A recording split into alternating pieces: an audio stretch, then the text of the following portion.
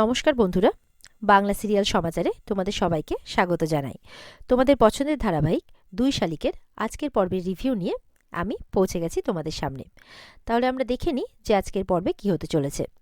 শুরুতে আমরা দেখতে পাচ্ছি ভেতরে তো বাসনপত্র ছোড়াছড়ি চলছে দুই শালিক মানে দুই আখির মধ্যে, আর বাইরে এখানে সমস্ত মহিলারা আর এদিকে ঝিলিকের মা আরেকজন সবাই মিলে ক্যাচ ধরার জন্য বসে আছে।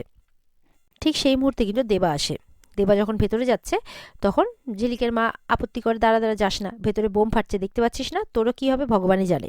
এরপরে গৌরব এলে বলছে, জামাই তুমিও থেমে যাও, ভেতরে দেখতে পাচ্ছ না কি অবস্থা, সবার অবস্থা খারাপ হয়ে যাবে না হলে।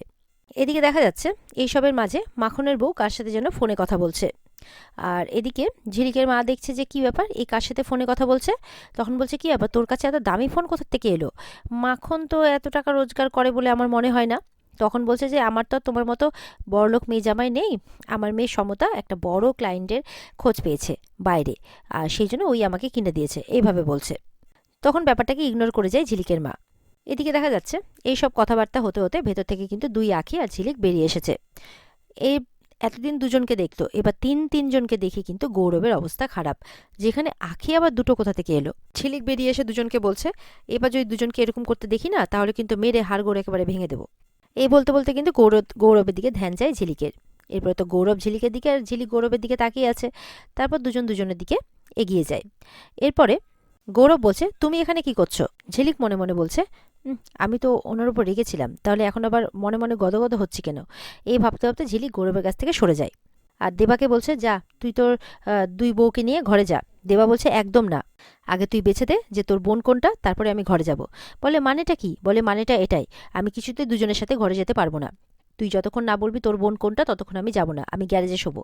এই বলে দেবা গ্যারেজে চলে যায়। এরপর ঝিলিক বলছে, এ কি, আমার ঘাড়ে দুজনকে চাপিয়ে চলে গেল? আচ্ছা বেশ, আজকে রাতটা না হয় আমি ওদের সাথে থাকছি। এবার তো গৌরব মনে মনে অবাক হয়, এ কি, ঝিলিক ওদের সাথে থাকবে? আমি যে ভাবলাম আজকে রাতটা ঝিলিকের সাথে কথা বলে একটু মানে ক্ষমা চেয়ে নেব। তো ঝিলিক তো বলতে না বলতেই ঘরে ঢুকেও পড়ে, দরজাও লাগিয়ে দেয়। তখন যে যার মতো সবাই বাড়ি চলে যায়।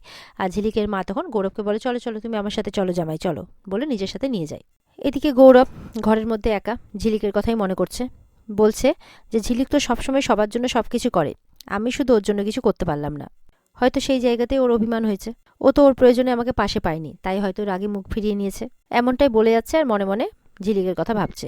তারপর ঝিলিকের ছবি দেখছে আর ঝিলিকের কথাগুলো ভাবছে, যখন বাবাকে বলেছিল ছেড়ে দাও বাবা, ওকে যেতে দাও। এদিকে তো ঝিলিকের এই বাবা মা যারা মানুষ করেছে তারা তো চিন্তা করছে, বলছে যে এই ওরা জানতে পারলো যে ওদের মা বাবা কারা, দুই বোনের মিল হলো, কোথায় একসাথে থাকবে, খুশি মনে থাকবে না, কোথাকার একটা উটকো ঝামেলা চলে এলো, আরেকটা আঁখি নাকি কোথা থেকে চলে এলো। তখন তো ঝিলিকের ওই পালনকর্তা মানে বাবা বলছে আর কি যে, আচ্ছা আমি বরঞ্চ ওর হাতটা দেখে নিই, রেখা তো কখনো এক হতে পারে না, তাহলে আমি বুঝতে পারবো। ঝিলিকের আসল মা বলছে যে আমি একবার দুই মেয়ের সাথে থাকি, তাহলে আমি চিনতে পেরে যাব যে কে আমার মেয়ে আর কি, মানে মেয়েদের সাথে থাকলে মায়ের মন তো, আর মায়ের সঙ্গে তো মেয়েদের নারীর টান, তো আমি বুঝতে পারবো, এমন কথা বলছে আর কি। এরপরে তো দুই মা দুই বাবার মধ্যে কথাবার্তা হচ্ছে যে কিছু না কিছু একটা ব্যবস্থা করতেই হবে, চিন্তা করলে হবে না। তারা তাদের আসল মেয়ে কোনটা চেনার চেষ্টা করছে, আর এই অশান্তিটা দূর করার সমস্ত রকমের ব্যবস্থা করছে। এদিকে তো গৌরবের জন্য চিন্তা করছে ওরা, যে ঝিলিকটা ওখানে আটকে পড়েছে, গৌরবটার জন্য খুব কষ্ট হচ্ছে। এদিকে দেখা যাচ্ছে দুই আঁখি বিছানার মধ্যে শুয়ে আছে, আর ঝিলিক দুজনের গায়ে গোলাপের পাপড়ি ফেলছে, আসল নকল আসল নকল বলে বলে বলে। তো এবার কি হচ্ছে, 3 নম্বর না 4 নম্বরের বেলা যখন আসলটা ফেলতে যাবে অরিজিনাল আঁখির গায়ে, তখন ডুপ্লিকেট আঁখি সেটা নিয়ে নেয়, বলে আমি আসল।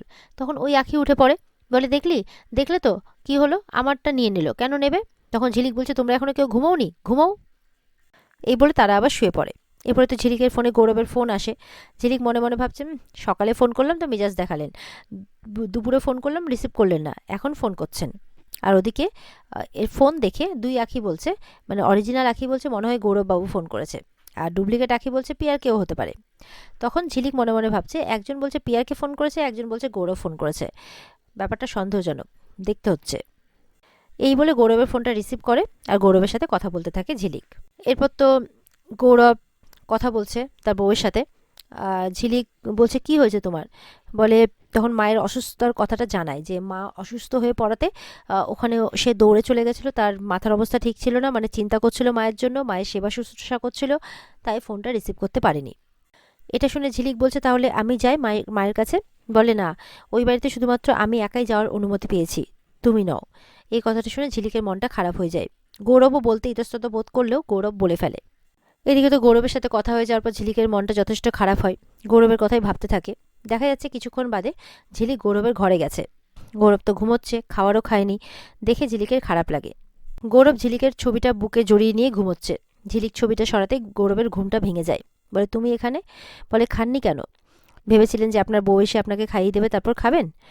তখন বলছে যে তখন তো আপনার মা বলতো যে বস্তিতে নিয়ে এসে আপনার ছেলেকে, মানে ওনার ছেলেকে খেতেও দেয়নি।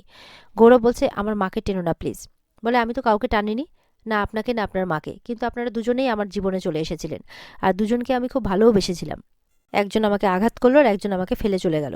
গৌরব বলছে যে আমি কেন গেছিলাম সেটা আমি তোমাকে বলেছি ঝিলিক। ঝিলিক বলছে, ফিরে এলেন কেন সেটা তো বলেননি। এখন তো আপনার আপনার মায়ের কাছে থাকা দরকার। গৌরব খানিকক্ষণ চুপ করে থাকার পর বলছে, অনুমতি নেই। ঝিলিক বলছে, অনুমতি নেই মানে? আপনি আপনার মায়ের কাছে থাকবেন, এটাই তো স্বাভাবিক। গৌরব বলছে, হ্যাঁ, দিনের বেলা আমি মায়ের সাথে থাকতে পারি, কিন্তু দিনের শেষে আমাকে বস্তিতেই ফিরে আসতে হবে, এটাই মায়ের শর্ত। যেটা শুনে ঝিলিক অবাক হয়ে যায়। এরপর গৌরব ঝিলিকের হাত ধরে রিকোয়েস্ট করছে, তুমি আমার জীবনে এসে আমাকে ভালোবাসার মানে শিখিয়ে দিয়েছো, তুমি আমার জীবন থেকে চলে যেও না প্লিজ। এটা শুনে তো ঝিলিকের চোখে জল। এরপরে ঝিলিক গৌরবকে জড়িয়ে ধরে। গৌরব বলছে, help me Jhilik, please help me. এরপরে দেখা যাচ্ছে ঝিলিক গৌরবকে খাওয়ারও খাইয়ে দিচ্ছে। এরপরে গৌরবও ঝিলিককে খাইয়ে দিচ্ছে। তারপর ঝিলিক বলছে, বেড়াতে যাবেন? গৌরব বলছে, কোথায়? বলছে, লন্ডন, প্যারিস, সুইজারল্যান্ড, যেখানে বলবেন, সব আমার খরচা। এরপরে ঝিলিক বাড়িরই আশেপাশে নিয়ে গিয়ে গৌরবকে বলছে, এটা আপনার লন্ডন, এটা আপনার প্যারিস, আর এটা আপনার সুইজারল্যান্ড। গৌরব তো হাসছে। এদিকে দেখা যাচ্ছে দেবা গ্যারেজে শুয়ে আছে, খাওয়া দাওয়া খায়নি। এদিকে আখি এসছে দেবাকে খাওয়াতে, আসল আখি। দেবাকে ওঠায়। দেবা বলছে, তুমি তুমি কেন এসেছো? বলছে যে তোমাকে না খাইয়ে রেখেছি কোনোদিনও। তখন ওদিক থেকে ঝিলিক আর গৌরব দেখছে। ঝিলিক বলছে, আমি জানতাম আখি কোনোদিনও গৌরবকে না খাইয়ে রাখবে না, এই আসল আখি।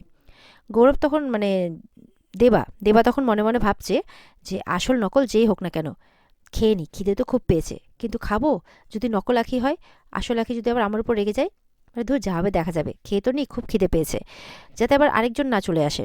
তখন যেই মুখে খাবারটা খেতে যাবে, দেখা যাচ্ছে আরেকজন এসে হাজির। আরেকজন মানে নকল আখি এসে বলছে যে আমি আপনার জন্য খাবার নিয়ে এলাম, আপনি এখানে ওর হাতে খাচ্ছেন কেন? ও নকল আখি, খাবারটা ফেলে দিন।